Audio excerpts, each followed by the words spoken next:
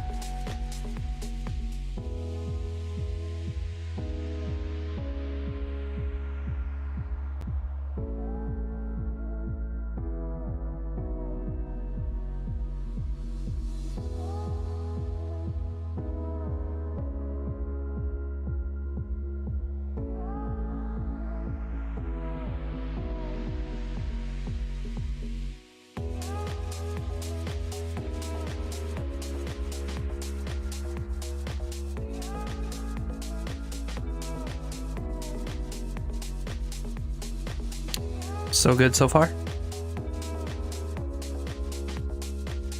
I can hear it, but my screen is still gray.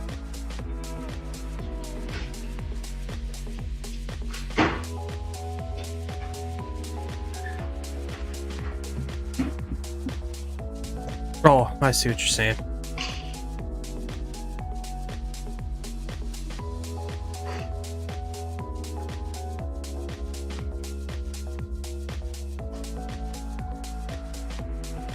Like, oh, there we go. Now it's up.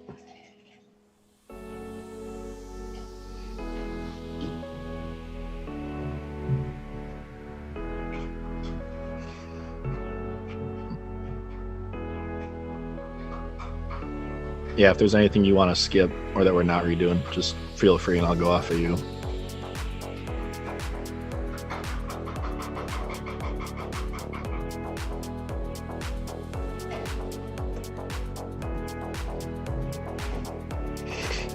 Okay, so I just listened back on the audio bot, and it sounds like it's going to be okay. Okay, awesome. So, well, like I said, when you're talking or when you're going over something, I'll mute myself and check. Okay. And then I also need to send out a couple links now. Okay. And yeah, if there's anything that you don't want to recover, feel free and I'll just go off of you. Sure. Just like some of the basic chit chat or whatever.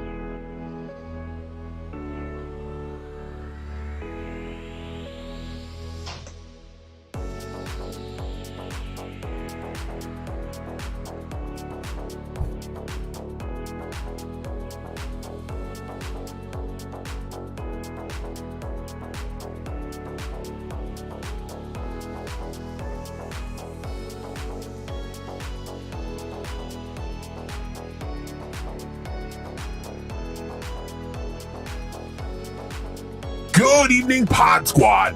It's week 15 in the NFL and the playoff race is closing in. Our hometown team had a wide right kind of game down in Tampa Bay this past Sunday. Let's hope that they can recover for the Mitch Trubisky-led Bears game this coming Sunday. Since it's week 15, that means the first round of the fantasy playoffs are over.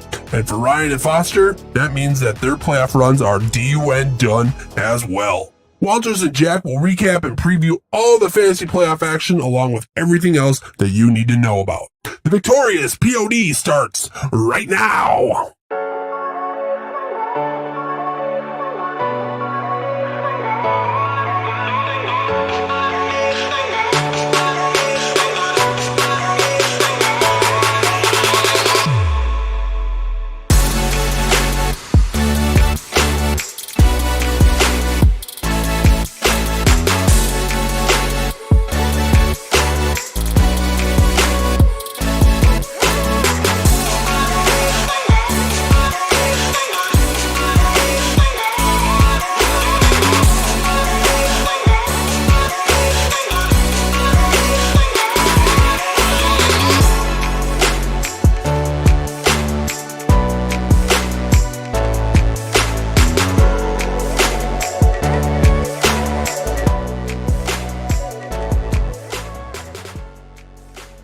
What up, Pod Squad? We are going to give this a second shot here. We are having some technical difficulties, but I believe we've got them all figured out, and we are going to be good to go for our podcast now here. I am Ryan Walters. This is the Victorious Pod. We would like to welcome you in. We are talking fantasy football, and we're going to be talking about the best fantasy football league around, the Victoria's Secret Fantasy Football League. To the guy next to me, he is not only my league mate, but he is my co-host as well, Jack Vickers. Jack, say hi to everybody out there in YouTube land. Hello, everyone in YouTube land. Good to be back again. Yes. All right, so like I have already stated, we are the Victorious Pod. It is Thursday, December 17th, 2020, and we are giving this try number 2. We would like to say thank you for sticking around and listening to our podcast, and also watching our YouTube video. I know that we had some technical issues and that was kind of embarrassing, but we're glad that you're all back here and listening to us. I would also like to say thank you to the Garlic Johnson. Garlic has been fantastic in helping me bounce ideas off to exploit that defense. Jack, that just completely train wrecked my intro there. I'm sorry. Oh man. Okay. So Garlic Johnson, thank you. You've bounced ideas off me. Love it. All right. Levi Oki. Levi Oki is responsible for our album artwork. You can see it in our YouTube stream, and you can see it on all of our social media pages. If you are impressed with his artwork, excuse me, I can't talk, words are tough. You can find him at Levi Oki Illustration on Instagram. Please check him out. I'd also like to give one more shout out to the Alex Williams. Alex and I have been talking lots and lots about audio and where we want to go with this podcast and his podcast. And there's nothing to announce yet, but we have grand ideas. And I just want to say, Alex, you've been an awesome support. You've been someone great to talk to and bounce ideas off of. And I look to continue our working relationship together. All right, Jack. How we doing? Good. Up until those last comments about you and Al's grand ideas, I'm worried I'm getting replaced. You are not getting replaced. Trust me. It is. Okay. Alex has come up with some extremely innovative ideas to not only grow our fan base, but to grow the fan base in general of our circle of podcast hosts. So interesting. Awesome. Yeah, a little teaser there. I just want to go on record and say that nothing is set in stone. We are still in the talking phases, and once the bigwigs get all done talking, announcements will for sure be made.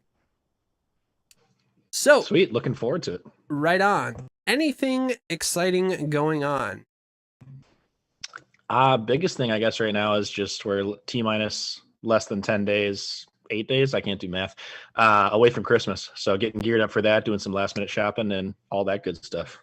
Right on. Yes, I have not even started my Christmas shopping yet. It is not fun for me unless I can actually throw a tantrum in the middle of Target telling the employees there that they are not doing their job in finding me the perfect Christmas gift. So you would not believe the number of people that I had say that to me when I worked at Target. It was the worst. Yeah, I'm sure. I'm one of those guys. What do you mean you don't sell fishing poles in Target? I'm like, I can't help. I don't make the calls. I don't know. What do you mean I can't buy a shotgun in Target? What is this? Yeah. Oh man. It's always like hunting fishing gear. It's the worst.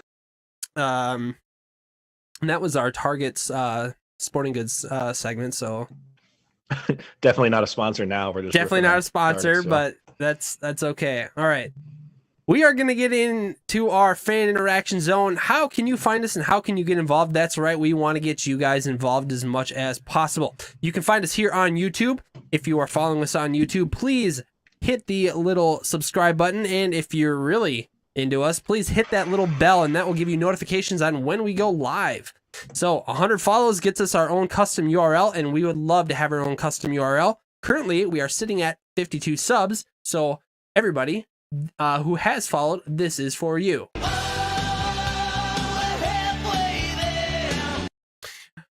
That is right. We are a little over halfway there. We normally stream here on YouTube at 6:30. If we don't have technical difficulties and if we're on time, we will stream at 6:30. But as of right now, we are about an hour off. But that is A-okay. Someday. If you are live with us, please hit us up in the chat box. We absolutely love this. We will derail the whole show. We will stop in our tracks to answer your questions and comment on your guys' comments. If you are not watching live, comment on our video and we will bring it up in the next episode. And we do actually have a YouTube comment from last week that I just discovered a little bit ago. I'm not sure if you're familiar with this one or not, but yeah, that's sadly. Okay. We will get to that here. Actually, why don't we get into it right meow? Hold on here 1 second. And I just want to read the comments here. We're going to stop here. And it says, we have a comment here. This is from Scott Vickers. I'm not sure who Scott Vickers is. He says, fantastic podcast, especially Jack. Not so much Jordan. I could listen to Jack without Jordan all day long. This is a non-biased view of the podcast. Really. All right. So I'm not sure if you to never be on our podcast, Jordan. I'm sure I'm sure that he has paid attention to this whole podcast. And if he was paying attention, he would know that my name is not Jordan. I don't even know who Jordan is. Like, who's Jordan? Or am I so terrible as a podcast host that he just doesn't even want to call me by my name, by my real name? So I don't know what's worse. I texted him and I was like, you know that his name isn't Jordan, right? Like, if you're thinking of Jordan Wama, who's in the league, I'm like, you've met Jordan. You met Jordan like a month ago or a couple months ago at my wedding. And he's like, oh, no, I know that guy's Jordan. I just must have forgot. I know you always call him Walters, but I assumed his first name was Jordan. And I'm like, why would you assume? I don't know. So I think he just got the wires crossed a little bit. And we talk about Jordan a bunch. So he was talking about you, but shout out to my dad, who's a loyal podcast listener. He's got it saved on the desktop. He just doesn't pay attention to anyone's name who's not his son, apparently. We appreciate the dedication for sure. All right, so if you're not a YouTuber, you don't want to do the YouTube thing, that's totally cool. You can listen back on podcast platforms, yes. If you go to www.anchor.fm/thevictoriouspod, that is our main podcast hub. While you're there, please leave us a voicemail. We absolutely love voicemails. Unfortunately, we do not have any today, but if you do leave us a voicemail, we'll most likely play it. It doesn't even have to be about football. It doesn't even have to be about this podcast. You can pretty much just say gibberish into the microphone and we will probably play it because, I mean, we got nothing better to do. So leave us a voicemail, please. If you're not happy with Anchor, the Anchor app, you can use your own app. That's right. If you like using Spotify, Google Podcasts, Apple Podcasts, Amazon, or iHeartRadio, you'll be able to find our podcast on those platforms. So be sure to check us out there and give us a like. You can email us at victoriouspod@gmail.com, or you can find us on Twitter at victoriouspod. I believe that is going to wrap up our fan interaction zone. So we're going to slide into the NFL Bits and Bites segment. Jack, I know you already cracked it, but what are you drinking? There, I recracked it. Drinking a Coors, fan favorite of the Vickers household and also just the league. So that's easy. And then as far as snacks, I was talking about a little bit earlier, but Christine loves getting this candy specifically from Fleet Farm. So if any of you guys aren't Fleet Farm shoppers, you're not gonna know what we're talking about. But little sponge candy action. I'll get it up there for the camera. These things that until like 4 days ago in my life, I went through the entire 27 plus years of my life thinking that they were actually like spongy, and I just now realized that there's some kind of a weird chocolate covered Butterfinger type mix thing. I don't know, they're really good, so I'm stealing those. I am munching on Walmart fruit snacks.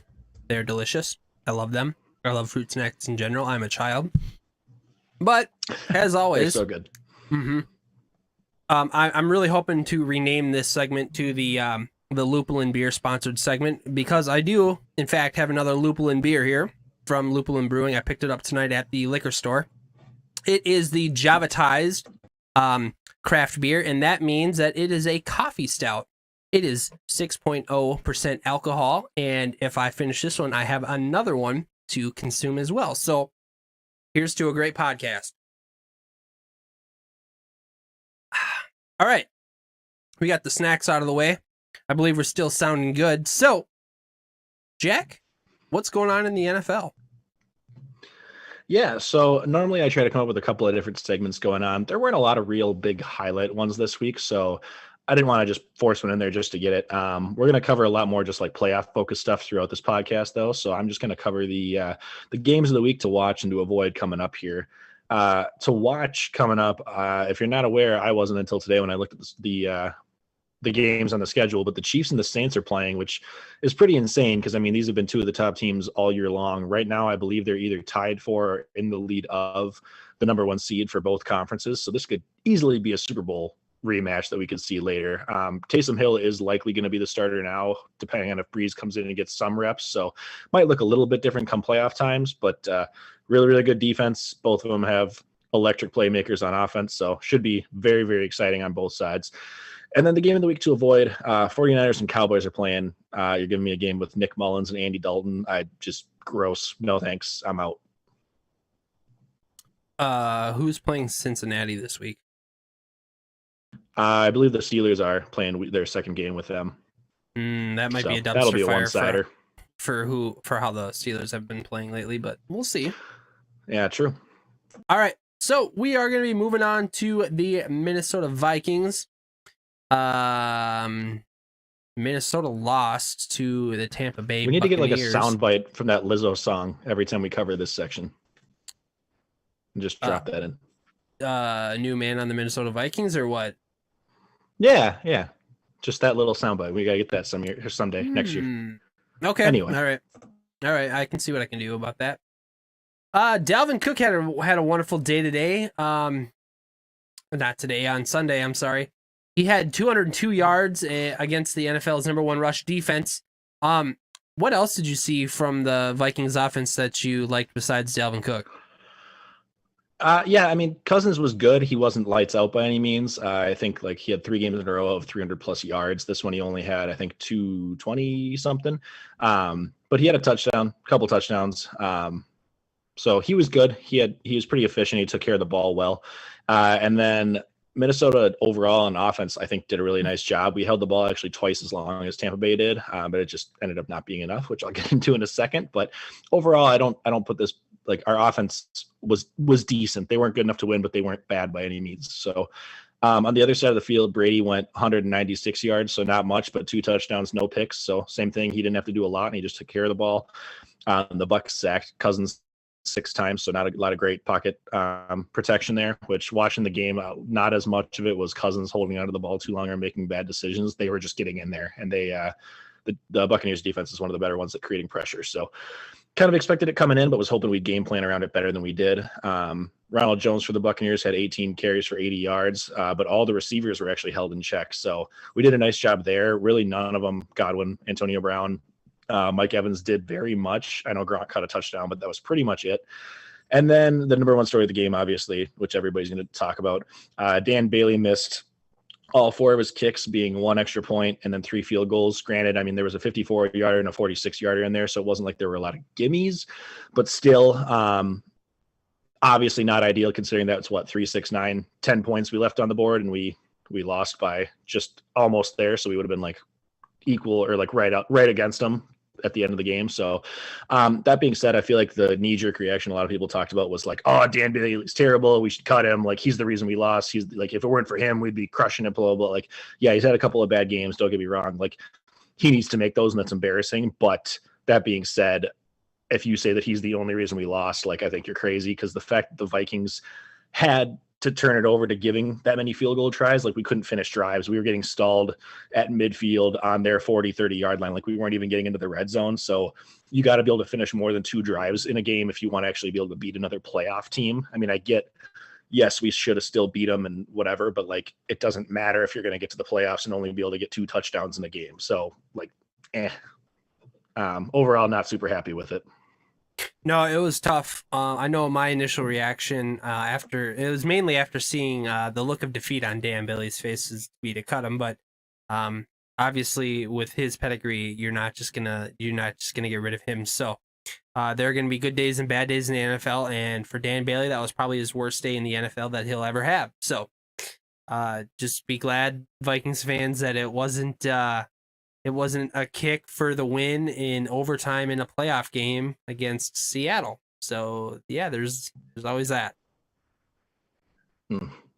Yeah, that can be brutal. All right, so this weekend we have the Bears coming to town versus the Vikings Sunday at 12 p.m.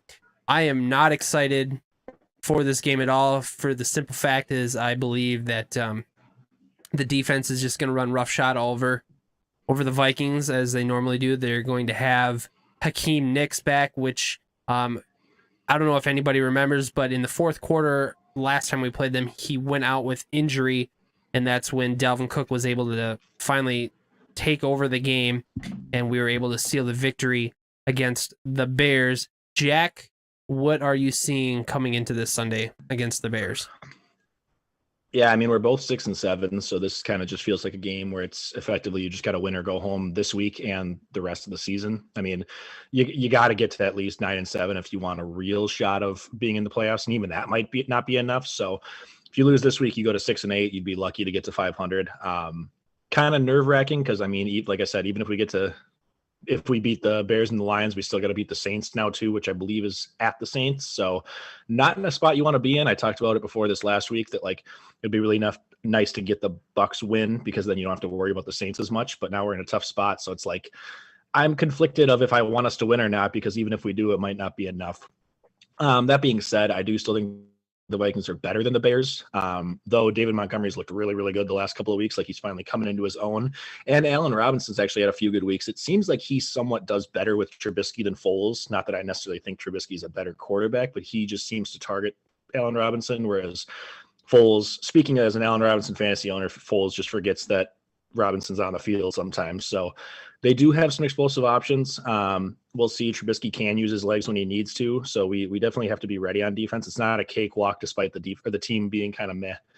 And then on the other side of the ball, I mean, the Bears defense obviously is tough. We talk about it every year, but Cousins actually did really well. If you guys don't remember from the last time they played, he had almost 300 yards just underneath it. And then he had 2 touchdowns. So it wasn't him by any means of why we were struggling. Cook actually, like you were talking about, did well at the end of the game, but he had 30 carries for 96 yards, which is just barely over 3 yards a carry. And that's brutal for any running back, especially a top guy. So if he can't get going, that's going to really, really hurt us. I think he needs to step up this time so it doesn't have to just be Cousins, because we were lucky to squeak a win out there last time. Yeah. How close do you think this game is actually going to be? I mean, like if you were to sit down and just really think out, like, do we have a good chance to pull out a victory in this matchup? Like, how confident are you? Yeah, feeling? I think we have a good chance. I think we should win. I mean, we're the favorites, and I definitely think we're better and like more well-rounded with playmakers. I mean, I'd take Cousins over Trubisky. I'd take Cook over Montgomery. I mean, I'd take Thielen or Jefferson in this current system over Robinson, though I think Robinson's a super underrated receiver. So like we are better, but I'm probably only like 65% confident because I don't want us to have to make field goals. We'll put it that way. Yeah, I would agree. Another thing that I heard listening to my podcasts this week is that Mitch Trubisky is starting to get his way in his offense. So with Mitch Trubisky now being able to call plays that are more geared towards his skill set, I feel like the Bears offense might have another step forward. I know, like you said, Montgomery has been hot and Allen Robinson's also been looking pretty good recently. I just think that if Mitch Trubisky is able to stay in the driver's seat with when it comes to playmaking decisions, it's gonna be a tough go for us. So not too confident in this game, but I'm hoping that we can pull out a win so that we can continue our drive for the playoffs. That is pretty much all I have. Let's roll down into the Tampa Bay Buccaneers. We already recapped it against Minnesota. So Tampa Bay is at Atlanta this weekend. Jack, what are you seeing in this game? Yeah, this should be a much easier one for them. Obviously, I'm not happy that Tampa Bay beat the Vikings because it hurt us more than it helped them, I feel like. But they're now at 8-5 and have a very easy chance to go to 9-5 and be probably a top wild card team. I don't think they're going to catch the Saints at this point, but pretty easy to move into that 5th seed, which I believe would allow them to play the winner of the NFC East. So that's probably what Brady and the Bucs are going to want.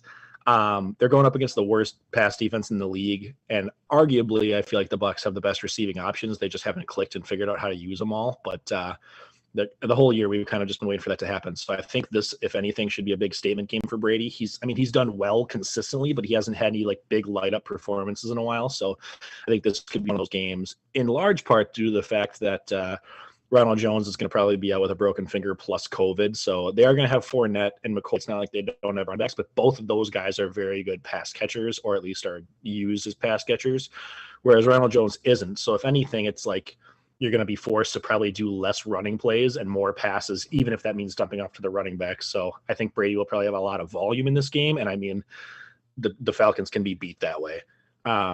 On the other side of the game, Julio's questionable week, and he's been out the last couple of weeks. So if he's out every week, he's out. Matt Ryan's terrible. So if he doesn't play, I feel like the offense kind of goes with him, which means, I mean, Matt Ryan probably will struggle anyway with that pass rush and really good Tampa Bay defense. Plus, Todd Gurley has looked like a shell of a man the last 4 weeks and done nothing. So, like, I don't know. I wouldn't feel good as a Falcons fan anyways. Obviously, they're out of the playoffs, but they don't really have a lot of things going well for them. So I expect this to be an easy one and kind of a statement, Tampa Bay, like saying like, oh, we're here, we're coming for the playoffs kind of game. Do you think Calvin Ridley's going to have a breakout game then this week if Julio's out?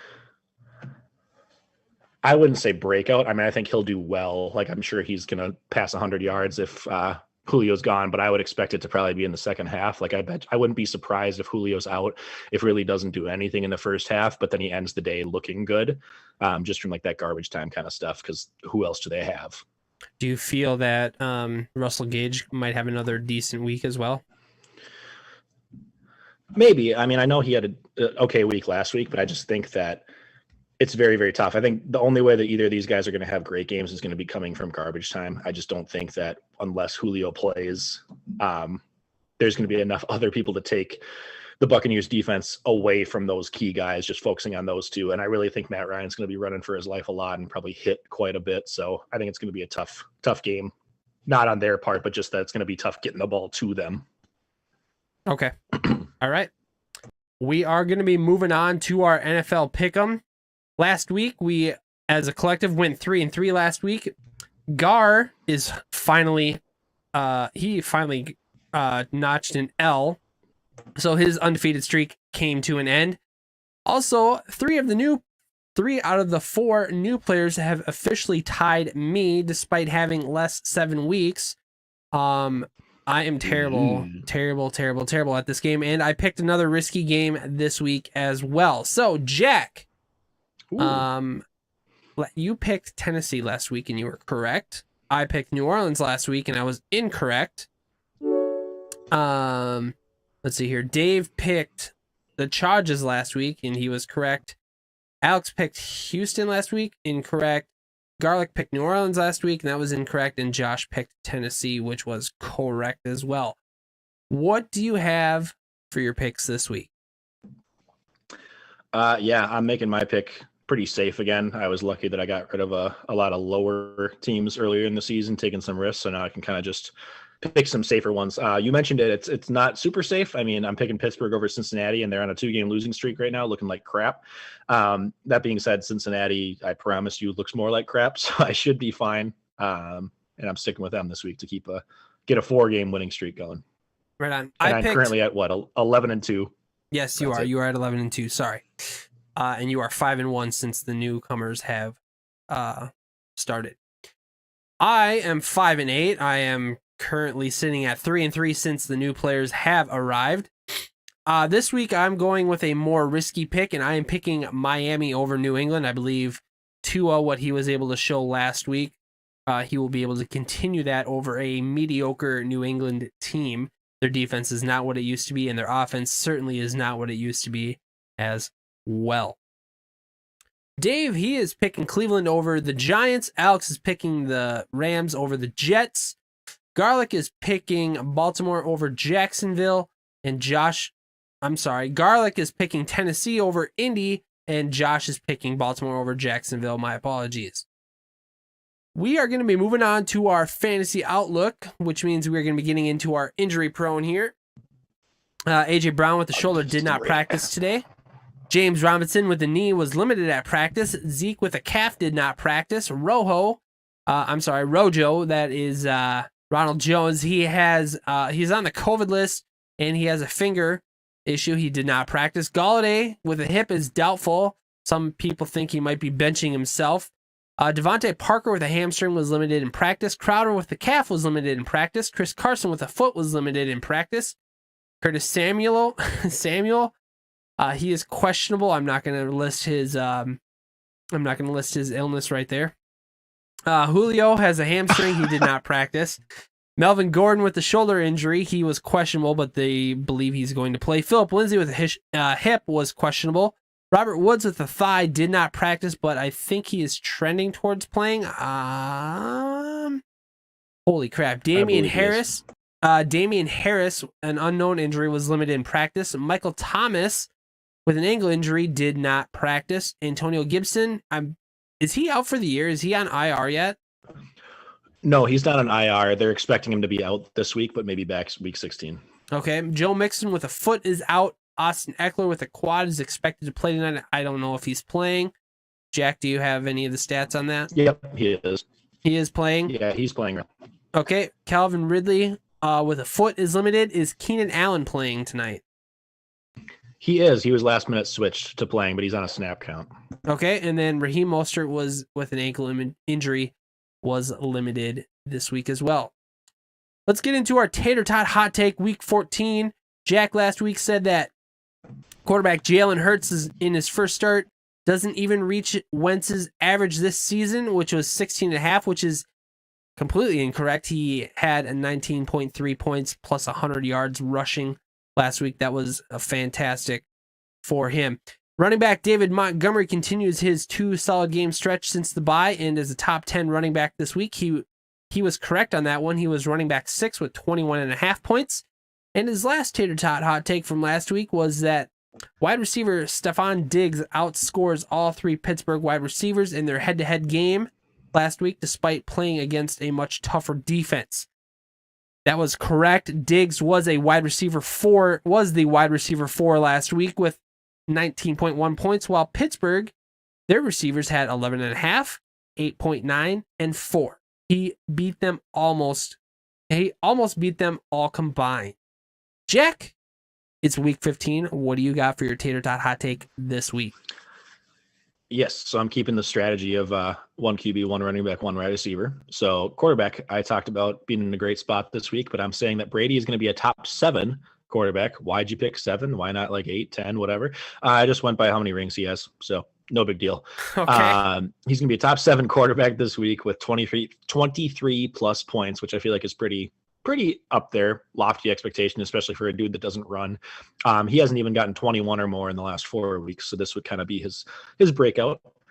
For running backs wise, I'm really high on Cam Akers this week, especially just after he finally got all the volume. He had like 27, 29 carries and just dominated. No touchdowns, but he had like 150 plus yards just on his own. So I am saying that the combination of Cam Akers and Jonathan Taylor, 2 rookie running backs, is going to outscore not 1, not 2, but 3 veteran running backs this week. And not just any ones. They would be guys coming into the year that you thought would be much better. They've all been the top young guys in their time. So Cam Akers and Jonathan Taylor versus Zeke, Gurley, and David Johnson, all 3 who have been underperforming, all 3 who have tough matchups, but that's why we get the advantage of an extra guy. So we'll see. It's a little handicap match for you. And then number 3, wide receiver, Tater Tot hot take is going to be that Brandon Ayuk is going to be a wide receiver 1 this week, and he's going to push for his highest score of the entire season. Okay. I like it. It is now time to move on to purchase or pass. In last week, week 14, the topic was, the good that was presented to us, purchase or pass the NFC East. The NFC East goes at least 500 again this week. 2-2 in their last in their games. They actually went 3-1 last week, which is surprising. I passed on it. I was wrong. Jack purchased it. He was correct. Also, the Browns keep the hype train rolling with another win over the potential playoff team in the Ravens, who just dominated the Cowboys I purchased it. Jack passed it. I was correct. The Browns did win. No. Yeah. Did they win? Yeah. Did they win? They didn't win? Browns lost. You were correct. So I was right. Yeah, I mixed that up. Okay. Yeah. I was confused after reading that. I'm like, yeah, no, Sorry, I mixed it up. So Okay. I passed. I said the Browns would lose, and I was correct. You said the Browns would win. Oh, okay. Perfect. All right. And lastly, from last week, Brady has more passing yards than Cousins in their head-to-head matchup. Cousins had 225. I'm sorry. Yeah, Cousins had 225, while Brady had 196 passing yards. I purchased that. I thought Brady would do better. I was wrong. Jack passed on it, and he got it correct. Jack, what do we got going this week? Week 15, purchase or pass? All right, first one up. Purchase or pass that Dalvin Cook is going to have more of just rushing yards than David Montgomery is going to have total yards. They're going head-to-head this week. Obviously, one defense is much better than the other, but Montgomery rushing plus receiving versus Cook's rushing only. Are you going to type these in as we go through them? Yeah. Okay, I'll keep perfect. track of them. In all capital letters, can you please type pass? Oofda. No faith in Dalvin. It's not that I don't have faith in Dalvin. I love Dalvin Cook as a running back. I just know that Hakeem Nicks that nose tackle for the Bears is probably the best in our division. Their run defense is so legit right now. It is ridiculous. It's like I said, it has nothing to do with Dalvin Cook. It has everything to do with the front seven of the Chicago Bears. I know that they're not they might be a good fantasy defense, but as a real NFL defense, Hakeem Nicks plus who's that guy that they got from the Raiders a couple of years ago? Khalil. Yeah, Khalil. Yeah. Mack. No, thank you. Don't want any part of that. So I am pass big big time. Yeah, I think it's going to be really close. I don't think that the receiving is going to do much because Montgomery doesn't catch a lot anyways. So it'll basically just come down to a rushing versus rushing. And I mean, Montgomery's been better lately and he's got easier matchup, but I just got to bet on the star power and hope that Cook kind of carries the load better than last time. And last game, he still had 96. So I will purchase and we will see. Number 2, purchase or pass. Jalen Hurts is going to beat his debut last week with 21 or more points against Arizona. So I believe he had 19.2. I'm saying he gets over 21 this week. What the hell? Let's go for it. Purchase. I like it. I'm going to purchase too. Analysis. I just think the rushing ability. I just think the rushing ability is going to help with that. And I think last week was kind of a getting your feet wet thing. Plus, Arizona can be beat by mobile quarterbacks. So that's my pick. Number 3, last one, purchase or pass. And then I'm going to take my rabid dog outside really quick while you move on to the next one. Purchase or pass that Tyler Lockett finally figures it out this week with double-digit points versus Washington. So just 10 or more versus Washington this week after only 1 week in the last 7 of double-digit points. I saw that stat, and it was crazy to me. I'm going to pass on it. I don't know what's going on with Tyler Lockett. I was really high on him this year. I wanted him really bad, and I'm glad that I didn't get him. He hasn't. I mean, with the emergence of DK Metcalf coming onto the scene, it's just been rough waters for Tyler Lockett. I will purchase just because I got to hope. I agree with you. It's been really not encouraging. And I actually traded for the guy in Dynasty at the start of the year, which he started out fine, but he's done nothing since. So it makes me really worried. Like, is he just going to get phased out, or is this just kind of how the system's gone? I mean, Russell's had a few down weeks, so all it takes is for Russell to do well, and then he has enough ability to spread the wealth between both of them. But I'm hoping if he gets a touchdown, I mean, he's pretty much there. He's had like consistently between 40 to 70 yards, so I think he's just missing that scoring. But I'm not confident on it. If I was doing Al's betting, I would probably put about $1 on this one. All right on. You're gonna be stepping away for a minute then? Yeah, if you want to talk some water bet stuff, just let me know if there's any that you're interested in, then I'll come back and I'll let you know if I stand. Sure, right on. I'm going to go over the old stuff first so that we can talk about it here, the new stuff, as soon as you get back. Perfect. So, the old stuff that we're going to start with is last week, Jack asked me if I would wanted to pick 2 teams to win the championship. And after I picked the 2 out of the 6 teams, Jack would get the other 4. I picked myself and Ben, and as it so happens, this is a little spoiler for what's upcoming, I am going to be playing Ben this week in the semifinals. So, I should have thought this out a little bit better because I should have taken somebody on the other side of the bracket. That way, if let's say I pick myself and I pick Josh, if I win and Josh wins, well, then I have two guys going to the ship. But now I've automatically handcuffed myself to have only one guy going to the ship next week. So regardless, if I win or if Ben wins, he will go. They will be going to the Super Bowl and they will have a chance to win. So I'm not sitting terrible, but I definitely think I could have done a little bit better in guessing who I thought would win the ship. Kiki QT, does he outscore Brandon Cooks on the Texans the rest of the season? I said yes. Jack said no. Unfortunately, I do not have any of the point totals here in front of me. I do believe, though, Jack might know as soon as he gets back here. Jack, do you know, did Kiki Cutie outscore Brandon Cooks this past week? I will tell you in just 1 second. All right, that's fine. I will move on then. So if Baltimore last week, Jack proposed, if Baltimore is going to miss the playoffs, I said absolutely not. Jack said yes. We're not sure yet. Baltimore did come up with a big win against Cleveland last week, so that puts them in pretty decent position for the playoffs. Hurts averages more than 16.5 points the rest of the season. I said absolutely. Jack said nope.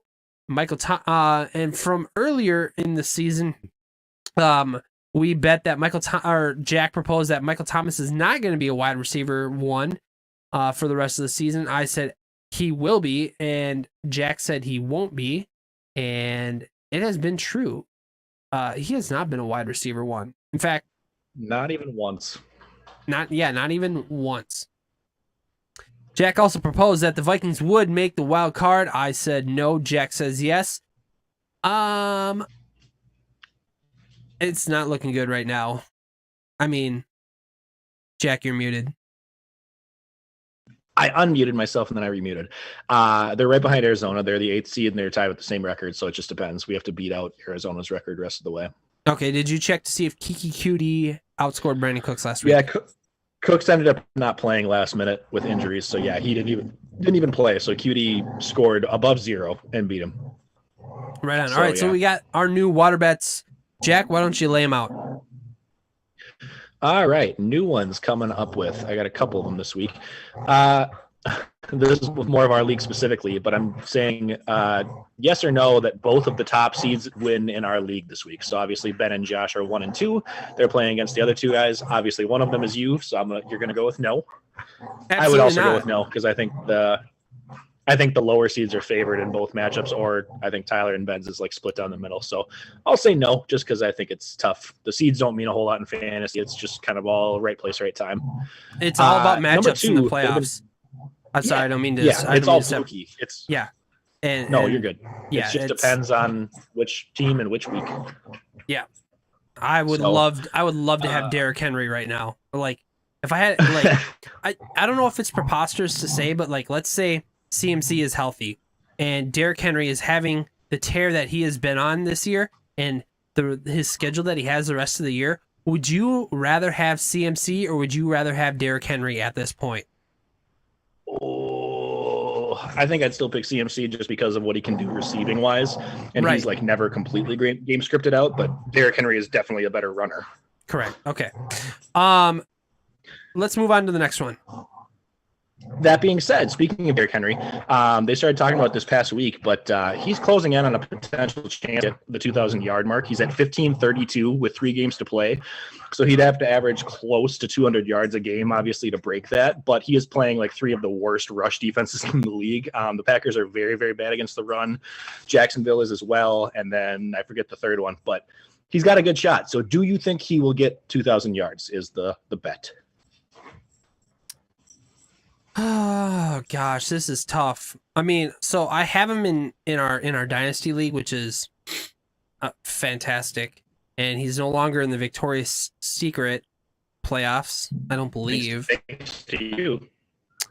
So You took Foster out. So yeah, let's go 2000. Let's do it. I mean, I'm all for it. 2000. Let's go 2500, huh? What 2500? Interesting. I mean, I'm not gonna say he's gonna score 2500, but if he can get 2500 yards, I'd be all for that. So he's getting what, like 330 plus yards a game? Oh Christ. I mean, the record is only like 2096 or 2097. So I mean, if he had like 200 yards, 220 yards a game, or if he had one game where he got like 280, he could easily break the record. I don't think he's going to, but I could see it. I think it's going to be close. I bet he gets into the 19s, but I will say no to disagree with you. He'd have to pull off an AP back in what, 2007 against San Diego, or was that 08? I can't remember when he had the 296. Yeah, 7 or 8, whatever his MVP year was. Do you want to know who was at that game? Were you there? I was there against the Chargers. Holy cow. Yes, I have the ticket stub. So as you should. I would keep that forever. Yes, I absolutely will. If I ever met Adrian Peterson, I would ask him to sign that stub. Oh, all right. So great. Oh God, that'd be so that's one. So that's one we'll put on the board for next week or for the end of the season. Two more that I've got. Travis Kelce, he's currently the number 1 wide receiver in yardage, which is crazy. I mean, at tight end, like obviously he's always a beast, but the fact that he is leading any wide receiver possible is just insane. So I don't think it's by a lot. It's less than 100 yards, and there's several guys that are in the 1100s. He's in 12 something. But do you think he finishes as the number 1 receiver in yardage? Who is number 2? I know Keenan Allen was up there. I know Diggs is up there. I will check. Oh, I think it is Diggs. I think you're right. I think it is Diggs.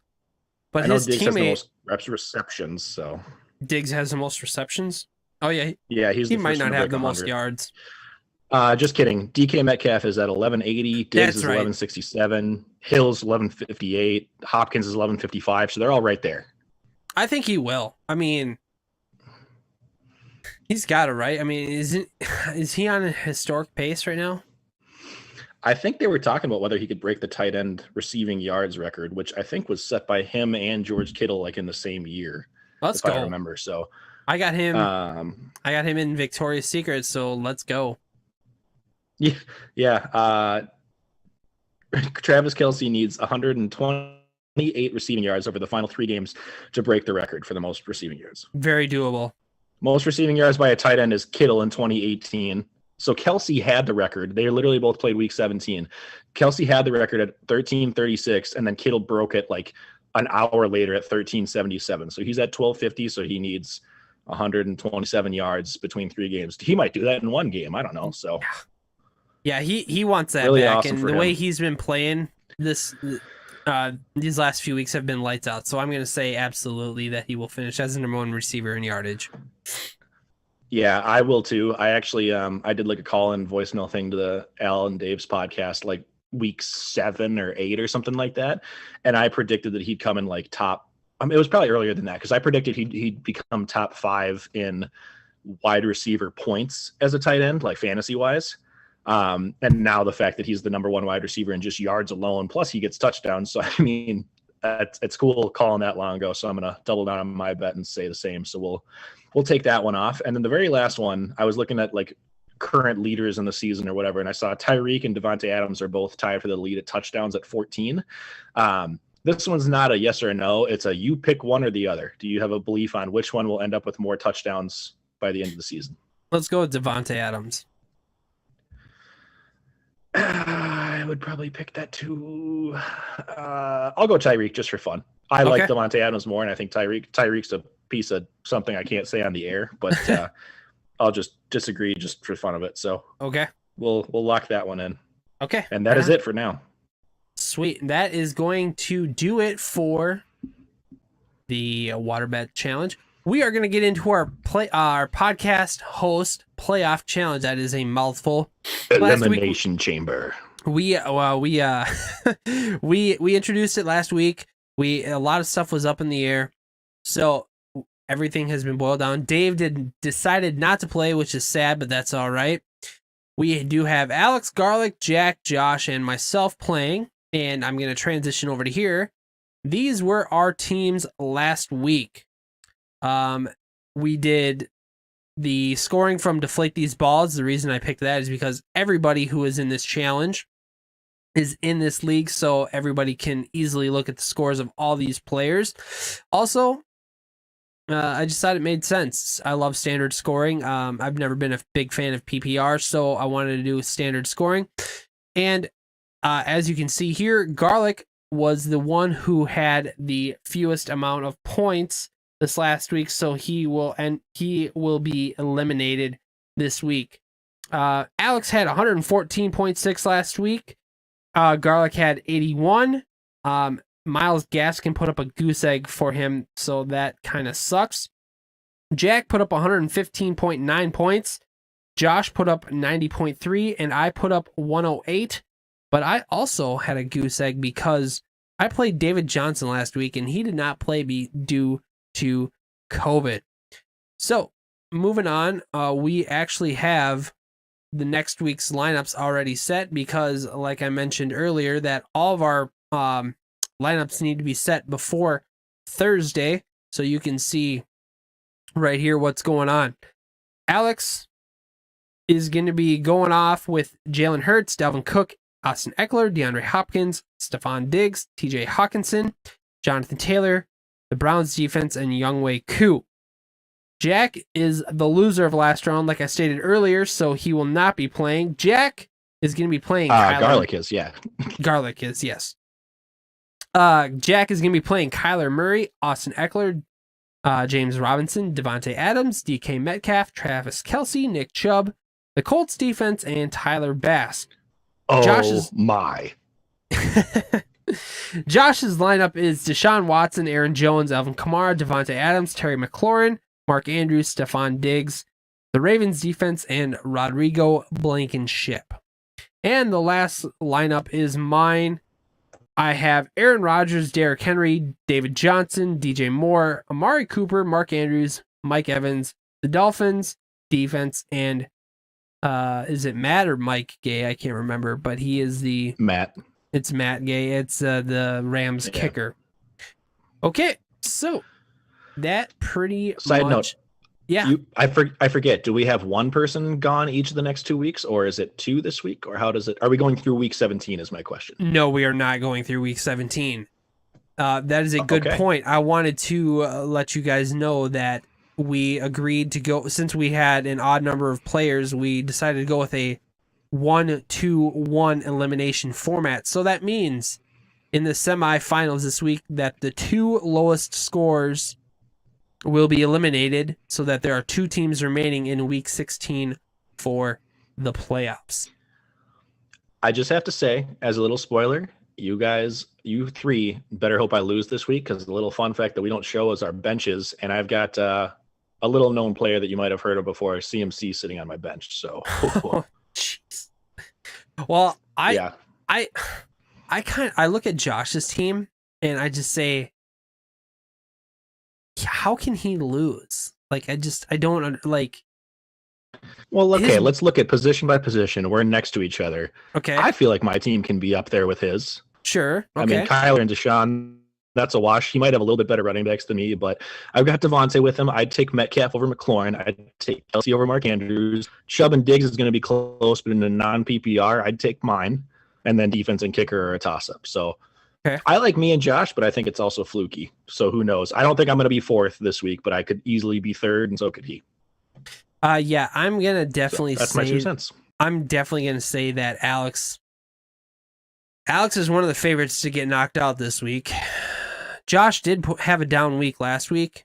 If Garlic's player did not put up a goose egg, I think Josh would have been the one eliminated. So, with my team, my wide receivers and my running back too are a little suspect, but with Derrick Henry and Aaron Rodgers, I feel like I can show up any week. So I mean, last week between both of those players, I had close to 65 points between those 2 players. So that that gives me a little bit of hope. But yes, I am sweating in my boots that I will be eliminated this week. So, is there anything else that you want to say on this? Rapid, quick fire reaction here. I feel like Walters wins quarterback, Josh wins running backs, I win receivers. I mean, I win Kelsey, so that's it. Alex probably wins flex because Jonathan Taylor is going to be a beast this week, and then defense and kicker don't matter. So I feel like everybody's got an edge in one. So yeah, it'll be fun. Okay, right on. We are going to be moving on to the Victorious Secret. We are just going to be getting straight into our matchups here. We're going to go into victory formation. So I will switch on over to that right there, and I am going to enable that, and boom. All right, so you can see that Tyler played Ryan in the first round of the playoffs last week. Tyler won 100.6 to Ryan's 78.3.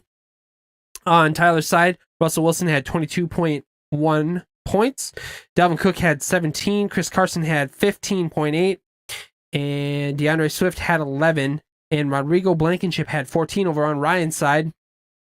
Ryan Tannehill had 16.5 points.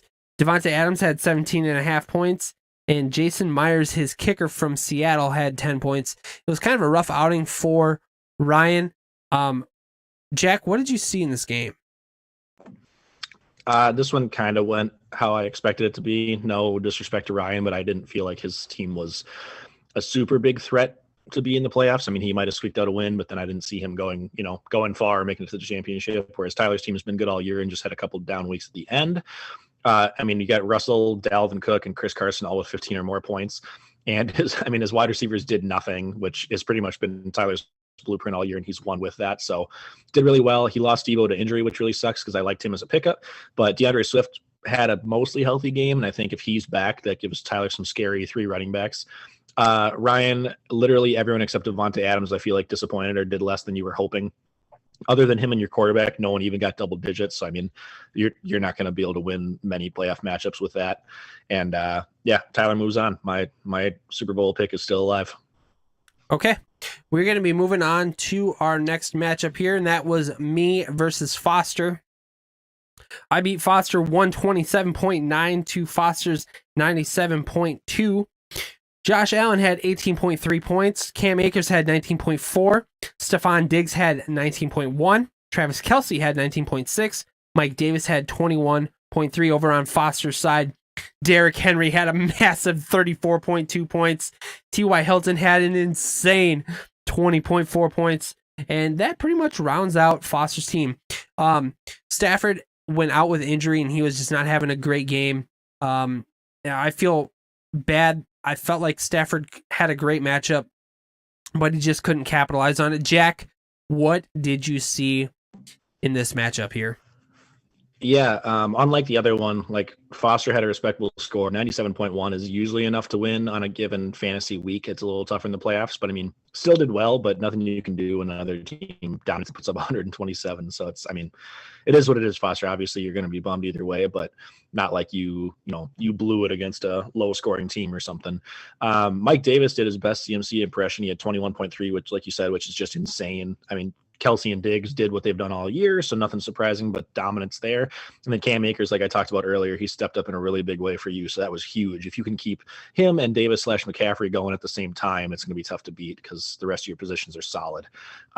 Foster had Stafford get injured partway through the game, so that really hurt him, obviously, with the 14 points. But Derrick Henry basically did more than any quarterback did with 34.2. And T.Y. Hilton was surprising with 20.6. I didn't really expect that. Beyond that, though, everybody else that I didn't mention for Foster got single digit scores. So, I mean, you didn't really have another person. Usually you need like 2 to 3 that kind of do that like 15 plus range to really carry your team, and he didn't really have that. So tough. Very sad for Foster. I mean, I really liked his team at the start of the year. I picked him as one of my favorites. His injuries kind of derailed him. So, I mean, he's missing Godwin, Galladay, and Kittle in this scenario, which his team looks very different at that point. But sorry for Foster. He will stay in the team that doesn't have teams that don't have championships group, which sucks, but is what it is. If Foster had Galladay play for him, he has Galladay, right? Is that right? Yep. And if Adam Thielen and Chris Godwin would have showed up, like this game could have been completely different. Like you said, if Godwin and Thielen do what they normally do, and then you throw in Galladay, this is a very, very scary team. I thought Foster did a fantastic job drafting his team, doing all the trades. Foster, I'm not trying to rub it in. I'm happy that I advanced, and I'm happy that I got the win against you, but you had a really great year in fantasy, and I just want to just give you congratulations for how well you did this year. So I'm sorry that it had to end so soon, but there's always next year, bud. Keep your head up. So with that being said, we're going to take a quick look at our playoff bracket. As you can see, Ben had the bye last week. He did score 111 points, so that's kind of scary. You can see Tyler's matchup against Ryan. You can see my matchup against Foster, and then Josh had what did he score? He had 88.4 points last week. So you can see that I'm going to be facing Ben, and Tyler is going to be facing Josh now. So we can get in onto our matchup previews. So first we have Tyler versus Josh. Over on Josh's side, Josh is actually the 1.5 underdog in this, but Patrick Mahomes has the advantage. James Robinson, DeAndre Hopkins, Brandon Ayuk, Mark Andrews, and that's going to do it for the advantages over on Josh's side. Over for Tyler, Dalvin Cook gets the nod along with DeAndre Swift. Even though that Josh has all of the advantages, he is still, like I said, the 1.5 underdog. Jack, what do you see going into this game? Yeah, actually looking at it and just looking at the playoff bracket before that, I feel like Tyler has a lot better, like has an ideal scenario path to the playoffs. I mean, nothing against Josh, obviously, like Josh's team has been top of the year for a reason, but I definitely think like Ben is the scariest team. And then there's an argument to be made that like your team is even possibly the second scariest out of the four. I think it's close between like all four of you guys, obviously, but Tyler getting to play Ryan in the first round, which is probably the weakest of the six teams, and then getting to play Josh while avoiding you and avoiding Ben. I mean, like I said, Josh's team is tough. By no means is it a cakewalk, but I mean, like, I feel like that's his ideal scenario. So it's almost like Tyler planned it or wanted that seeding, one could say. But yeah, I feel like it sucks just looking at it because it's gonna be tough. You or Ben is gonna go out, and I think I will probably like whoever wins in that matchup over the winner of this matchup for the Super Bowl. But anyway, more to come next week.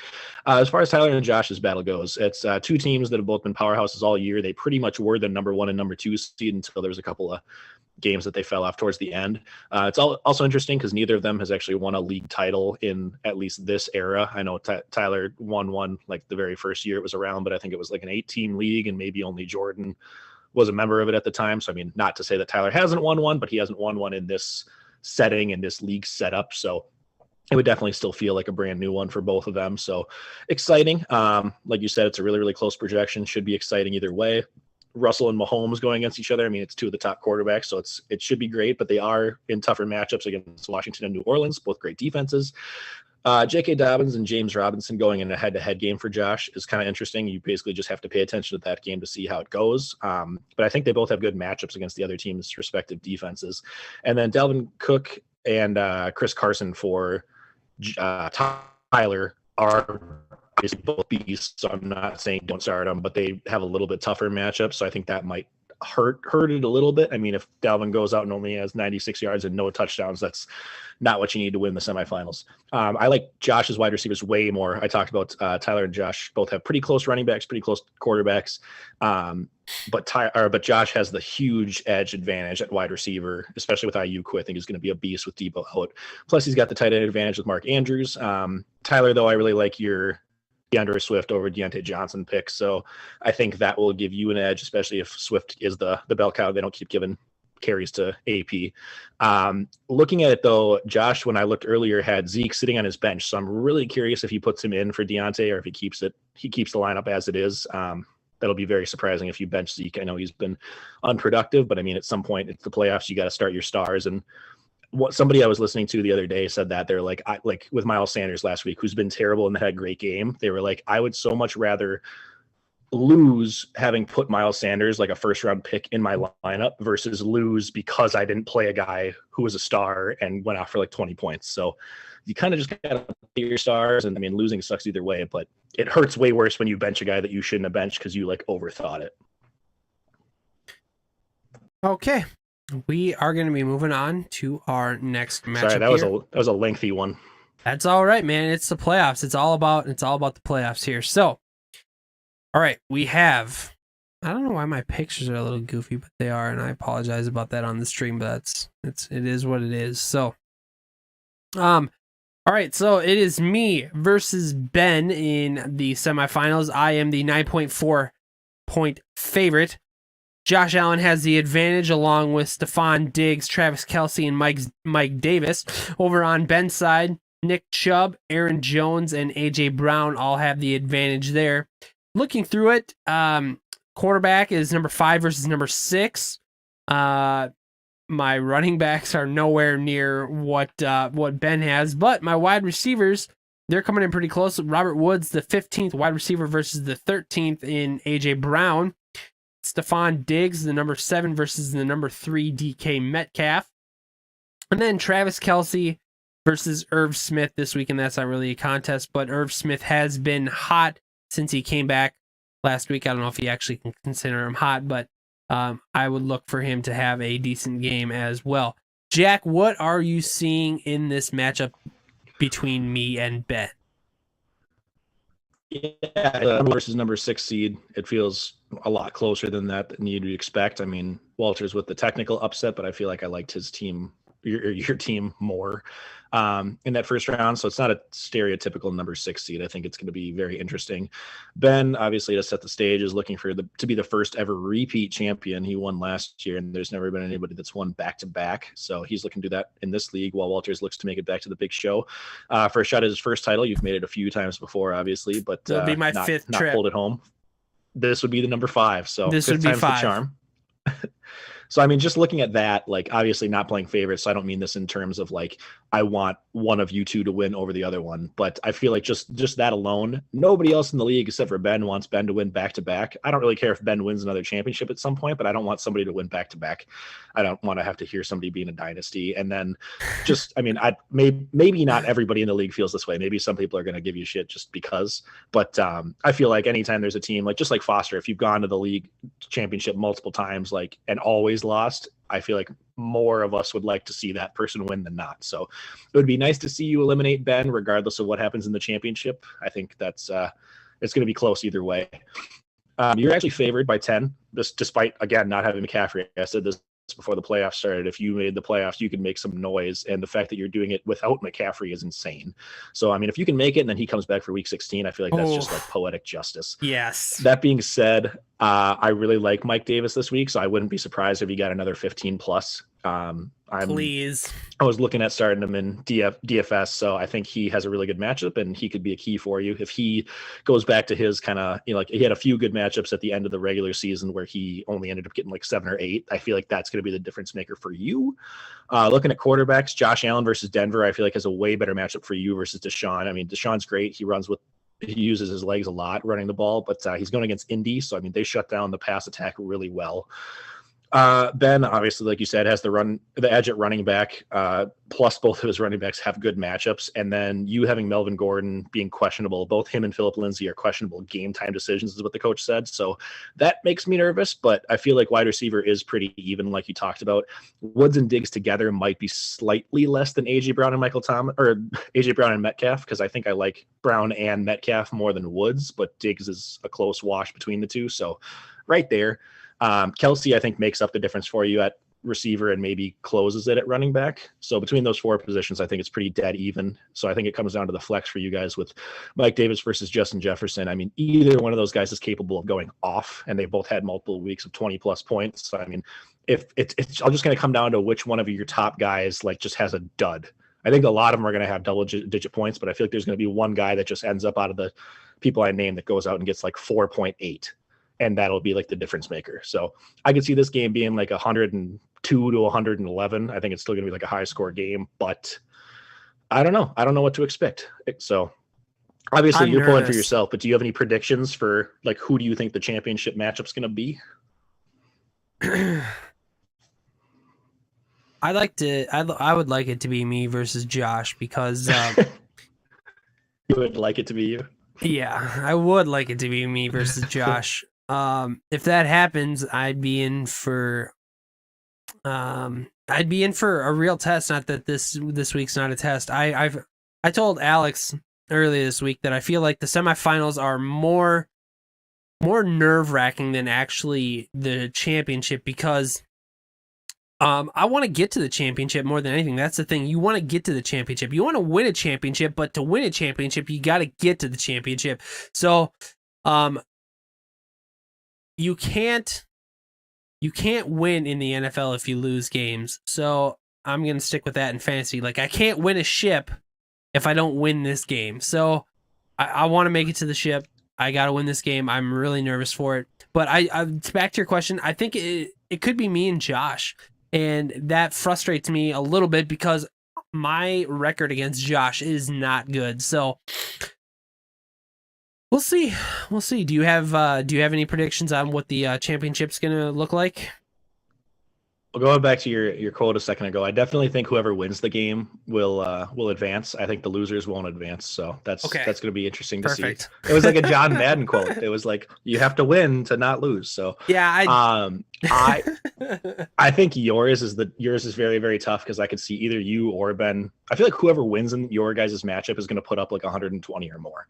Yeah. I don't know who it's going to be because you guys have both done it a bunch, but I feel like you're coming on hot at the right moment. So I will probably pick you, but it doesn't mean a whole lot either way because they're both really good. So I feel like the more likely matchup is going to be like you versus Tyler. Personally, I feel like I'll call for the double upset here with both number one seeds going out because I think all four of you guys are capable. Not to have neither of us pick. And Jack muted himself. I think Jack muted himself. I don't know what happened to Jack. We're going to transition back over to here. Actually, we're going to... Oh, there he is. In round one. Yeah, there you are. Hey. Was I gone the whole time? Not the whole time. I think the last thing that we heard was that you were picking me and Tyler. So why don't you go from there? Yeah. So I would be calling for the double upset there, not to have us both not pick Ben, but I mean, I'm pretty confident he never listens to the podcast, whereas you obviously listen because you're here. So that's the only reason. Well, that's debatable. Just because I'm here doesn't mean I listen. Just autopilot coast. Yeah. That being said, I mentioned whoever I think out of your matchup between the two of you, whoever wins, I feel like is going to end up putting up 120.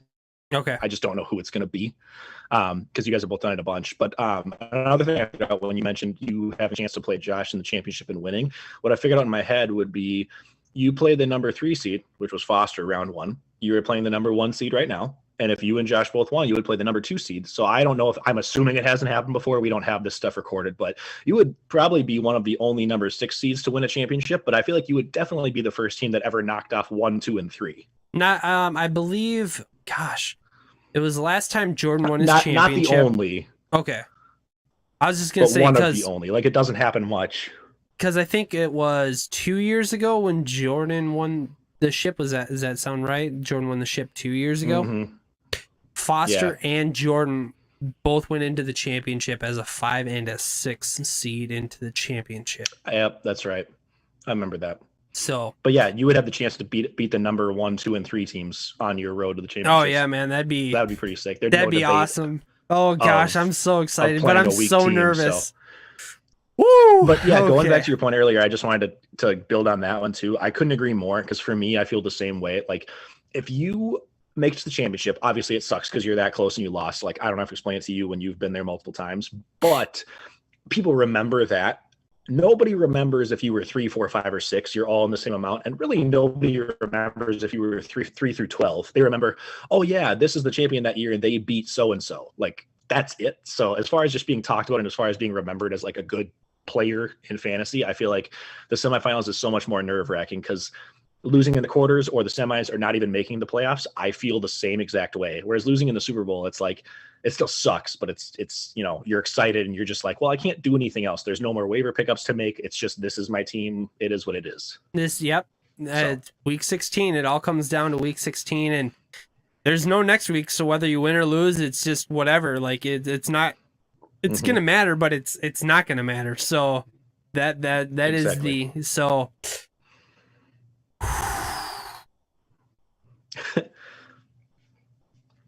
So tune in next week to find out. Yeah. And that's it for the playoffs. Okay. We're going to go through this real quick because I want to get out of here. Guillotine. Yeah, week 14, Jordan, he is donezo. He had 114 when all the three other teams scored 100 in the 160s. The players that were cut were Deshaun Watson, Tom Brady, Chris Carson, Nick Chubb, Ronald Jones, DeAndre Swift, Zeke, Michael Thomas, Cooper Kupp, Jarvis Landry, Robert Woods, Chase Claypool, and Evan Ingram. There's only 3 teams that remain. That would be Josh, Al, and Dave. Dave is the money buns, and I picked him to be the winner. Jack, did you pick Josh? I can't remember.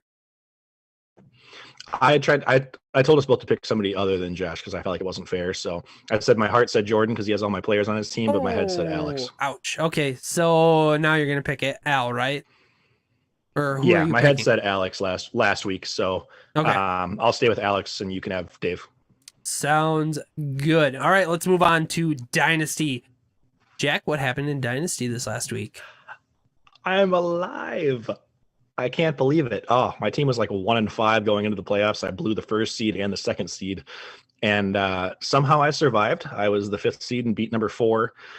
It's been a rough road, though. I lost Wentz literally for the first round of the playoffs because he got benched. Mixon's been out for like 7 straight weeks, so I've been scraping together running backs. And then now Ronald Jones and Hollywood Brown are also on my team, and they're both out this week because of COVID.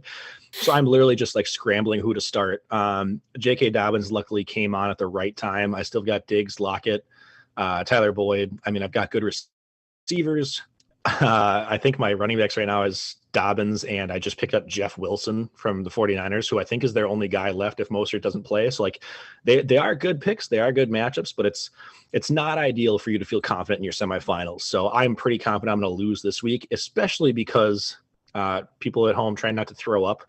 With Wentz going down or getting benched, whatever you want to call it, I had Teddy Bridgewater that I picked up the start of this week. I had Sam Darnold, who I almost started last week, and I had Andy Dalton, who I did start last week and won with Andy Dalton as my quarterback. So if that tells you anything about the rest of my team, my team top to bottom, except for quarterback, is solid.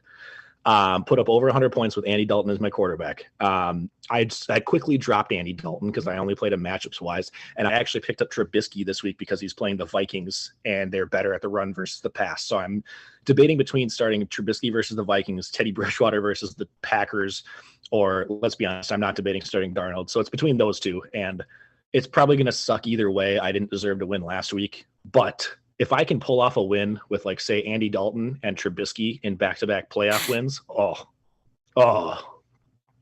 So looking at my matchup, I'm playing the AFL guy who I don't personally know, but he's had a solid team all year. His team is very scary. He's currently projected 14 points more than me, so it's not great.